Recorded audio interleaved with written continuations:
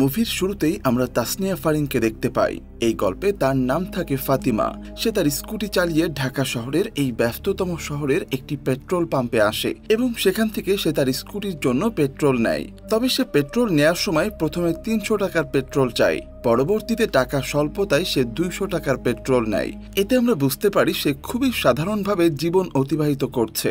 এরপর সে স্কুটি চালিয়ে একটা ট্রাভেল এজেন্সিতে আসে। ফাতেমা মূলত কানাডাতে শিফট হওয়ার চিন্তা ভাবনা করছিল, তাই সে ভিসা পাওয়ার জন্য এই ট্রাভেল এজেন্সির সাথে কথা বলে। এখানকার এই ম্যানেজারের নাম আফসার সাহেব।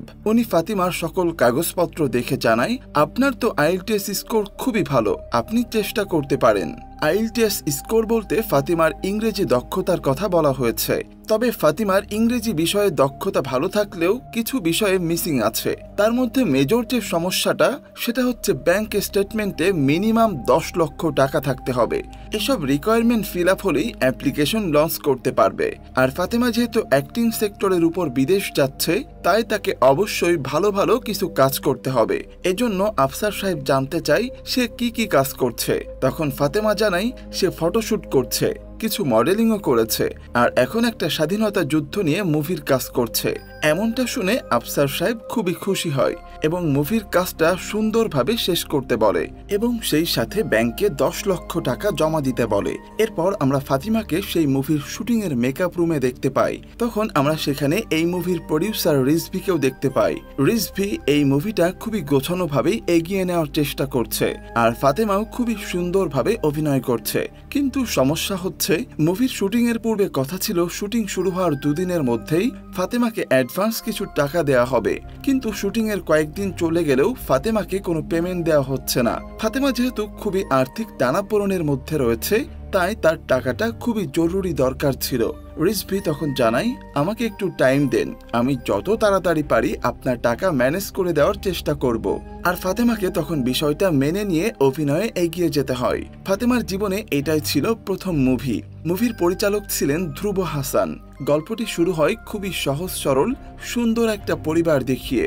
সেই পরিবারে ছিল অনেক বেশি ভালোবাসা আর মায়ায় ভরা। এই গল্পে ফাতেমার নাম থাকে সুবর্ণা, আর এই মুভিটি ছিল ১৯৭১ সালের মুক্তিযুদ্ধ নিয়ে। আর আজ শুটিংয়ে এই পর্যন্ত রেখেই ফাতিমা বাড়ির উদ্দেশ্যে রওনা হয়। বাড়ি ফিরে ফাতেমা গোসল করে নেয়। ফাতেমার মনটা অধিকাংশ সময়ই খারাপ থাকতো, তাই সে সব সময় চুপচাপ থাকতো। সে এই শহরে একাই থাকতো, তবে তার বাসায় তার সাথে একটা রুমমেট থাকতো যার নাম ছিল সুলতানা। গোসল করার সময় বাইরে থেকে সুলতানা এসে ফাতেমাকে তাড়াতাড়ি বাইরে বের হয়ে আসতে বলে। ফাতেমা গোসল শেষ করে আসলে দেখা যায় ২জন পুলিশ তার জন্য অপেক্ষা করছে। পুলিশ দুটি যখন ফাতেমাকে বলে, আপনার ছোট ভাই রফিক কি এই বাসায় আছে? রুমমেট সুলতানা তখন বলে, আমরা এখানে ২জন মেয়েই থাকি, এছাড়া আর কেউ থাকে না। পুলিশ তখন ফাতেমাকে বলে, রফিক গ্রামে কাঞ্চন নামের যে ছেলেটার মাথা ফাটিয়েছিল সেই ছেলেটা আজ বিকালে মারা গেছে। তাই পুলিশ ফাতেমাকে তার কার্ড দিয়ে যায় আর বলে, যদি রফিক আসে তাহলে সঙ্গে সঙ্গেই আমাকে জানাবেন। এসব শুনে ফাতেমার হাত পা ভয়ে কাঁপছিল। এমনিতেই সে আর্থিক সমস্যায় আছে, তারপর মানসিক অশান্তি, আর এখন ছোট ভাইয়ের বিরুদ্ধে এমন অভিযোগ। সব মিলিয়ে ফাতেমা একদমই হতাশ হয়ে পড়ে। যাই হোক, পরদিন ফাতেমা মেকআপ রুমে তার মার সাথে ফোনে কথা বলছিল। সেখানে আমরা বুঝতে পারি ফাতেমার সাথে তার মা এবং ভাইয়ের সম্পর্কটা খুব একটা ভালো না, আর তার বাবা বেঁচে নেই। তাই ফাতেমা তখন মার কাছে তার বাবার রেখে যাওয়া টাকার ভাগ চায়। তখন তার মা তার মামার কাছ থেকে নিয়ে নিতে বলে। এরপর ফাতেমা যখন স্ক্রিপ্ট পড়ছিল তখন সে আয়নায় তাদের গ্রামের প্রসাদ নামের এক ছেলেকে দেখতে পায়। ফাতেমা তাকে দেখেই কেমন যেন আনমনে হয়ে যায়, তবুও সে প্রসাদকে অ্যাভয়েড করে শুটিং করতে চলে যায়। এরপর আমরা সেই মুভির আজকের শুটিং সিনগুলো দেখতে পাই। মুভিটির নাম ছিল দহকাল। মুভির কাহিনীতে আজ আমরা দেখতে পাই সুবর্ণা তার স্বামীকে নিয়ে খুবই সুখে শান্তিতে দিন কাটাচ্ছে। যাই হোক, শুটিং শেষ করে ফাতেমা যখন চলে যাচ্ছিল তখন প্রসাদ তাকে বারবার করে বলছিল, প্লিজ একটিবার আমার কথা শোনো, অনেক কষ্টে তোমার কাছে এসেছি। কিন্তু ফাতেমা এড়িয়ে যায় আর বলে, আমার দেরি হয়ে যাচ্ছে, একদমই সময় নেই। এরপর ফাতেমা তাকে অ্যাভয়েড করে চলে যায়, কিন্তু চলে যাওয়ার সময় তাড়াহুড়ো করে সে একটা নোট ফেলে রেখে যায়। সেখানে তার মুভির স্ক্রিপ্ট লেখা ছিল। ফাতেমা খুবই ব্যস্ত জীবন পার করছে। সে তার এই অভিনয়ের পাশাপাশি পার্ট টাইম জব হিসাবে একটা শপিং মলেও কাজ করে। সে সময় মাঝবয়সী এক লোক জামা কাপড় দেখছিল। ফাতেমা ওয়াশরুম থেকে একটু লেট করে আসার জন্য লোকটা তার উপর অনেক রেগে যায়। লোকটা বলে ওঠে, ড্রেস নিয়ে কথা বলার জন্য এতক্ষণ একটা লোকও খুঁজে পেলাম না, নিশ্চয়ই তুমি বয়ফ্রেন্ডের সাথে কথা বলছিলে। ফাতেমা তখন কথা এড়িয়ে বলে, আমি আপনাকে অন্য কিছু দেখাবো। লোকটা তখন বলে, কথা বলতেও শেখনি, আমাকে স্যার বললে না কেন? শুধুমাত্র স্যার না বলার জন্য লোকটা ফাতিমার সাথে অনেক খারাপ ব্যবহার করতে থাকে। ফাতেমা তখন বলে ওঠে, আপনার তো স্যার ডাক শোনার যোগ্যতাই নেই। তখন লোকটা ফাতেমার উপর চিল্লাচিল্লি শুরু করে দেয় এবং বলে, তুমি জানো আমি কে? আমি তোমাকে দেখে নেব। এরপর সুলতানা সেখানে ছুটে আসে আর বলে, কি হয়েছে জানিস লোকটা কে? সে মালিক পক্ষের লোক। ফাতেমা বলে, তো কি হয়েছে? তাই বলে সে যা ইচ্ছা তাই ব্যবহার করবে? সুলতানা বলে, শান্ত হও। এরপর ফাতেমা একটু বিশ্রাম নেয়। তখন সুলতানা তাকে বলে, বিষয়টা মনে হয় অনেক দূর গড়াবে, তুই সাবধানে থাকিস। আর ফাতেমার যেহেতু টাকা পয়সার ক্রাইসিস চলছিল, তাই সে সুলতানাকে বলে, আপু তোমার কাছে কিছু টাকা হবে? তখন সুলতানা তাকে 2000 টাকা দিয়ে বলে, আপাতত চলতে থাক। আর শোন, তোকে আমার এক ফ্রেন্ডের কথা বলেছিলাম, ও যে বড় এজেন্সি চালায়, ওকে তোর কথা বলে রেখেছি, দেখা করিস তার সাথে। ফাতেমা বলে, তোমার ফ্রেন্ড নাকি ওই বয়ফ্রেন্ড? সুলতানা তখন কথা এড়িয়ে বলে, বাড়িওয়ালা ফোন করেছিল, আমাদের বাসা ছেড়ে দিতে বলছে। ফাতেমা বলে, কেন? সুলতানা তখন বলে, মেয়েদের বাড়িতে পুলিশ এসেছে, বাড়িওয়ালা সেটা একদমই পছন্দ করেনি, তাই আর কি। যাই হোক, ফাতেমা যখন পরের দিন আবারও শুটিং এর প্রস্তুতি নিচ্ছিল, তখন তার মামা ফোন করে আর জানতে চায় কত টাকা লাগবে। তখন ফাতেমা জানায় 10 লাখ। তখন তার মামা রাজি হয়। এরপর আমরা আবারও সেই সিনেমার শুটিং দেখতে পাই। সুন্দর সাজানো গোছানো পরিবারের সুবর্ণা আজ বড়ই ক্ষতবিক্ষত সুবর্ণা হয়ে আছে। তার জীবনটা একদমই এলোমেলো হয়ে আছে। তার পরিবারের অনেকেই পাখানাদার বাহিনীরা মেরে ফেলেছে। সময়টা ছিল 1971 সালের যুদ্ধের সময়। তখন পাক বাহিনীর প্রতিটি বাঙালির উপর নির্মমভাবে অত্যাচার চালাতো আর মুখে স্বীকার করতে বলতো পাকিস্তান জিন্দাবাদ, যার উত্তরের প্রতিটি বাঙালি জীবন দিয়ে দিত, কিন্তু মুখে স্বীকার করত না। এরপর পাক বাহিনীরা সুবর্ণা সহ অনেক মেয়েকেই তাদের আস্তানায় ধরে নিয়ে আসে। তাদের মুখ ভর্তি ছিল অত্যাচারের লাল দাগ। আর পাক বাহিনীরা তাদের একে একে সবাইকে মনোরঞ্জনের জন্য ভেতরের রুমে নিয়ে যায়। সুবর্ণা সহ সব মেয়েকেই নিয়মিতভাবে ভোগ করত এই পাক বাহিনী। এমনই একটি সিনেমায় অভিনয় করছে ফাতেমা, যেখানে তার চরিত্রের নাম সুবর্ণা। এরপর আমরা এই সিনেমার পরিচালক ধ্রুব হাসানকে দেখতে পাই। তিনি ফাতেমাকে প্রতিটা ক্যারেক্টার সুন্দরভাবে বুঝিয়ে দিচ্ছে এবং সে ফাতেমার অভিনয়ের প্রশংসা করে। আর সে সময়ও প্রশান্ত ফাতিমাকে বারবার কল করছিল। প্রশান্ত কার কাছ থেকে হয়তো নাম্বার ম্যানেজ করে ফাতিমাকে কল করছে, কিন্তু ফাতিমা তার সাথে কথা বলতে চায় না, তাই সে কল কেটে দেয়। এরপর ফাতিমা আবারও শুটিং এর কাজ শেষ করে শপিং মলে কাজ করছিল।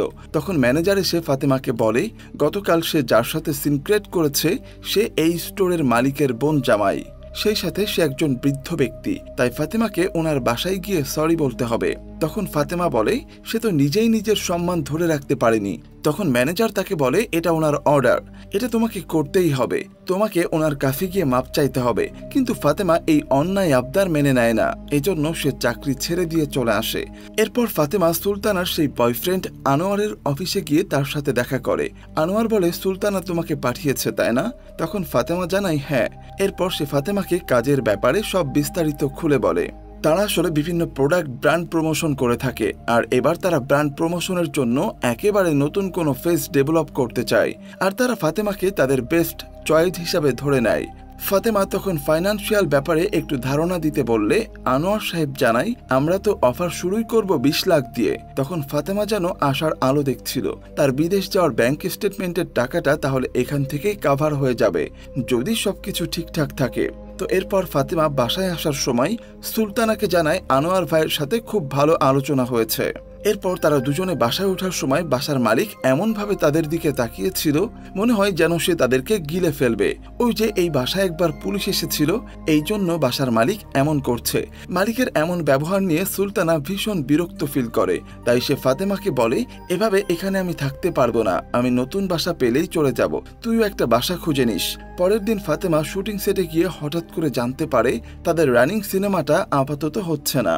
আজকের পর থেকে শুটিং অফ, আবার কবে শুরু করবে সেটাও বলতে পারছে না, তবে আবার শুটিং যখন শুরু করবে তখন অবশ্যই জানিয়ে দেওয়া হবে। হঠাৎ এরকম হতে ফাতেমা কিছুটা বিপাকে পড়ে যায়, শুটিংও হচ্ছে না, পেমেন্টও দিচ্ছে না। যাই হোক, তবে সেদিনের শুটিংটা হয়।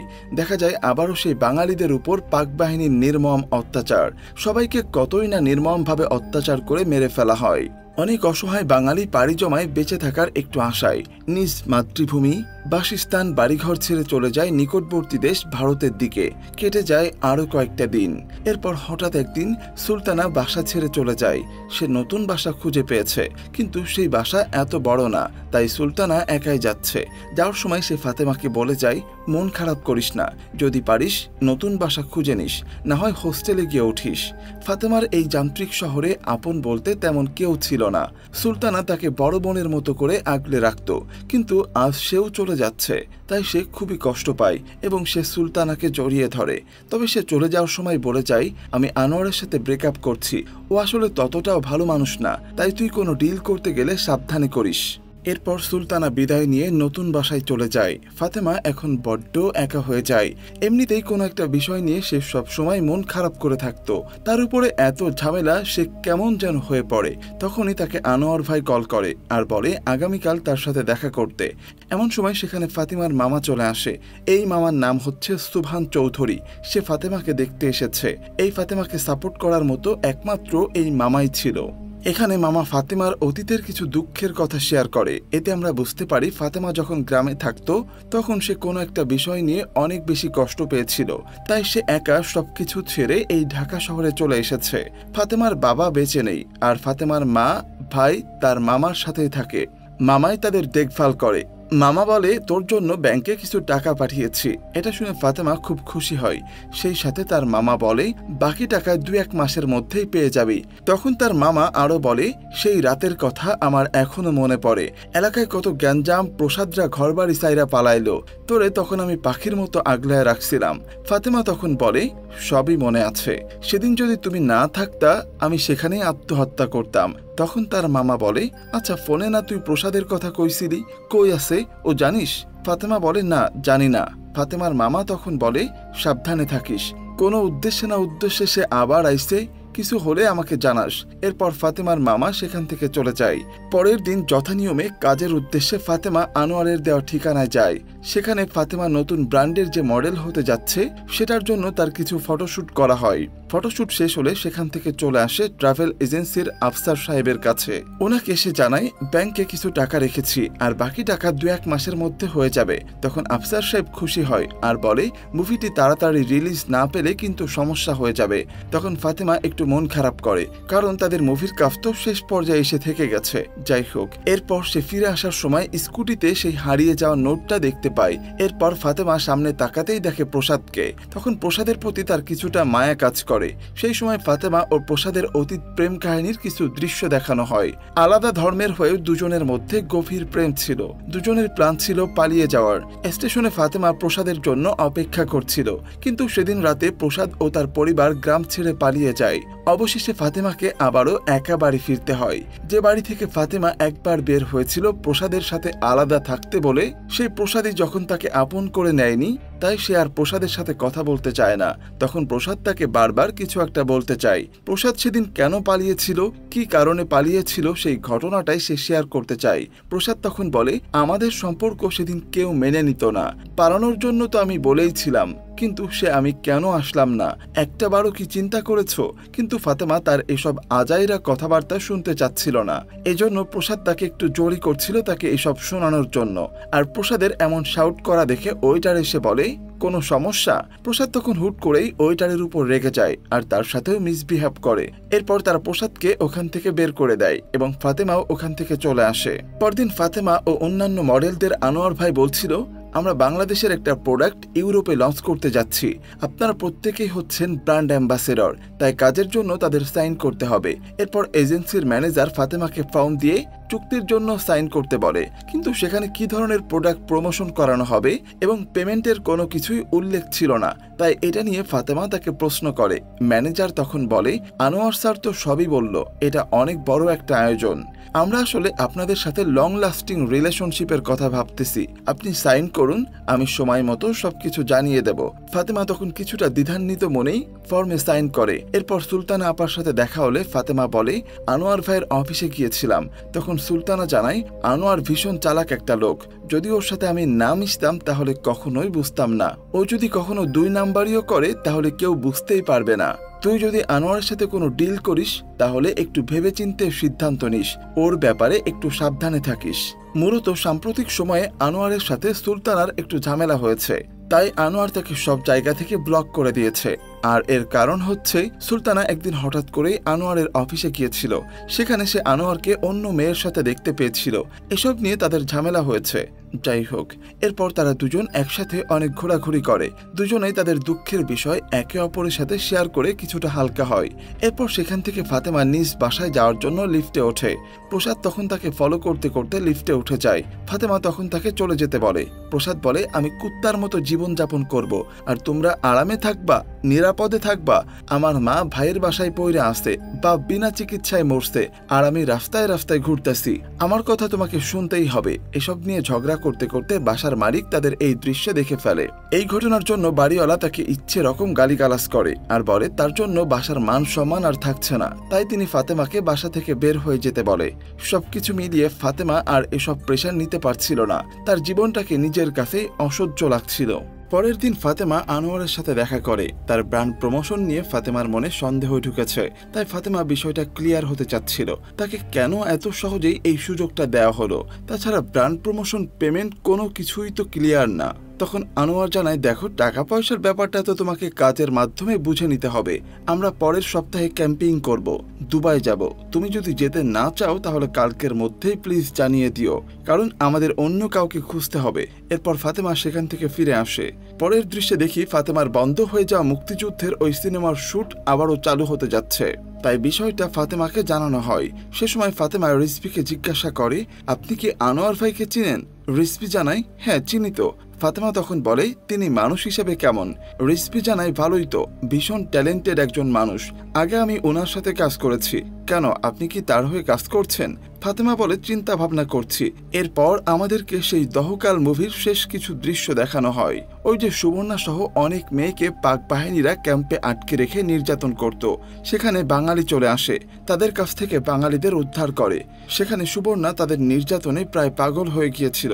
আজ সেখান থেকে মুক্তি পেয়ে সুবর্ণা মুক্ত পাখির মতো হাসতে থাকে, বুক ভরা নিঃশ্বাস নেয়, শান্তিতে ফিরে আসে। যাই হোক, ফাতেমা যখন মুভির শুট শেষ করে বাসায় ফিরে আসে তখন সে দেখতে পায় দরজায় বাড়িওয়ালা অন্য তালা মেরে দিয়েছে, ফাতেমাকে আর থাকতে দেবে না। এরপর ফাতেমা বাড়িওয়ালার দরজায় গিয়ে চিৎকার চেঁচামেচি করে ডাকতে থাকে, কিন্তু বাড়িওয়ালা কোনো ক্রমেই দরজা খোলে না। তাই ফাতেমা বাধ্য হয়ে অসহায় মেয়ের মতো রাস্তায় রাস্তায় ঘুরতে থাকে। তখন হঠাৎ ফাতেমার মা ফোন করে এবং কাঁদতে কাঁদতে বলে, তোর মামাকে প্রসাদ ছুরি মেরেছে, তাকে হাসপাতালে নিয়ে আসা হয়েছে, তুই তাড়াতাড়ি আয়। ফাতেমা তখন আর একটু দেরি না করে সঙ্গে সঙ্গে হাসপাতালে চলে আসে। ফাতেমার মা আর তার মামে কান্নায় আহাজারি করছিল। তখন অপারেশন রুম থেকে ডাক্তার বের হয়ে আসে এবং ডাক্তার ফাতেমাকে জানায়, আপনার মামাকে অনেকবার ছুরি দিয়ে আঘাত করা হয়েছে, তবে দুশ্চিন্তার কোনো কারণ নেই, তিনি ভালো আছে। আসলে যিনি আক্রমণ করেছিলেন তিনি প্রফেশনাল না, তাই ক্ষতগুলোতে মারাত্মক কিছু হয়নি, বরঞ্চ আক্রমণকারীর অবস্থা অনেক বেশি ক্রিটিক্যাল। তিনি আইসিইউতে লাইফ সাপোর্টে আছে, তাকে বাঁচাতে পারার সম্ভাবনা খুবই কম। ফাতেমা তখন বলে, বুঝলাম না, আপনি কার কথা বলছেন? কার অবস্থা ক্রিটিক্যাল? ডাক্তার বলে, আপনি জানেন না, যিনি অ্যাটাক করেছিলেন তিনি নিজেই নিজের গলায় ছুরি চালিয়েছে। এটা শুনে ফাতেমার ভেতরটা যেন কেঁপে ওঠে। এরপর সে প্রসাদকে দেখতে যায়, গিয়ে দেখে প্রসাদ লাইফ সাপোর্টে আছে। প্রসাদের অবস্থা খুবই শোচনীয়। কিছুক্ষণ পর তদন্তের জন্য হাসপাতালে পুলিশ আসে এবং ফাতেমাকে জিজ্ঞেস করা হয়, অ্যাটেম্পকারী আপনার এক্স বয়ফ্রেন্ড ছিল, তাই না? কিন্তু ফাতেমা জানায়, 2 বছর ধরে তার সাথে আমার কোনো যোগাযোগ নেই। পুলিশ জানতে চায় কেন এই ধরনের ঘটনা ঘটল, এর মোটিভ কি হতে পারে, আপনি কিছু জানেন? তখন ফাতেমা কিছু না বলে চুপ করে থাকে। তখন অফিসার বলে, আমি অবশ্য আপনার মামার লোকেদের কাছ থেকে কিছু জানতে পেরেছি। আর তখনই খবর আসে প্রসাদ আর বেঁচে নেই, তাই সবাই ওদিকে ছুটে যাচ্ছিল। প্রসাদের মা কান্নায় আহাজারি করছিল। তখন ফাতেমাকে দেখে বলে, এই রাক্ষসীর জন্য আমি আমার পোলারে হারাইলাম, এই রাক্ষসী আমার পোলারে খাইছে। এসব কথা বলতে বলতে সেই মা চিৎকার করতে থাকে এবং সে বলে, তোর মামার তো কিছুই হইল না, আমার পোলারে খাইলি কেন? তখন পুলিশ ফাতেমাকে ওখান থেকে সরিয়ে নিয়ে আসে। এরপর পুলিশ নিজেই সব ঘটনা ফাতেমাকে খুলে বলে, প্রসাদ ও আপনি যেদিন পালিয়ে যাওয়ার প্ল্যান করেছিলেন সেদিন তো আপনার মামাই আপনাকে স্টেশনে পৌঁছে দিয়েছিলেন, যাতে করে আপনি কষ্ট না পান, যাতে আপনার ভালোবাসা হারিয়ে না যায়। কিন্তু আপনি কি জানেন, এরপর আপনার মামা নিজেই লোকজন পাঠিয়ে প্রসাদের পরিবারকে হুমকি দিয়েছিলেন। তারা যদি আজ রাতের মধ্যে বাড়িঘর ছেড়ে চলে না যায় তাহলে সবকিছু পুড়িয়ে দেয়া হবে।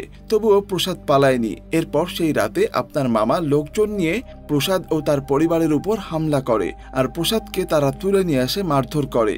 আর এজন্যই সেদিন প্রসাদ ফাতেমার কাছে আর আসতে পারেনি। আর সেই রাতের প্রতিশোধ নিতেই প্রসাদ ফিরে এসেছিল। আর সে যেহেতু ক্রিমিনাল না, তাই ছুরি মেরে নিজেকে আর সামলাতে পারেনি, তাই নিজের গলায় নিজেই ছুরি চালিয়েছে প্রসাদ। আর এতদিন প্রসাদ এসব ঘটনা বলতেই ফাতেমার কাছে এসেছিল, কিন্তু ফাতেমা তাকে অযথা বারবার ভুল বুঝে তাড়িয়ে দিয়েছে, তার কোনো কথাই শোনেনি। এজন্য ফাতেমা নিজের উপর অনেক আফসোস করতে থাকে। সেভাবে আমি যদি প্রসাদের কথা শুনতাম তাহলে হয়তো এই ঘটনাগুলো ঘটতো না, প্রসাদকে মরতে হতো না। নিজের মধ্যে অপরাধবোধ কাজ করতে শুরু করে ফাতেমার, আর মনে মনে বলতে থাকে আমি কোথায় যাব, আমার তো আর কোনো ফেরার রাস্তা নেই। এরপর আমরা ফাতেমাকে দেখতে পাই সে আবারও সেই স্টেশনে আসে যেখানে সে তার ভালোবাসার প্রসাদের জন্য সেদিন অপেক্ষা করছিল। আজ সে কোন শহরে যাবে তার নিজের এখন আর কোনো নির্দিষ্ট গন্তব্য নেই। আর এই নির্মম মর্মান্তিক ঘটনা দেখিয়েই গল্পটা এখানেই শেষ হয়।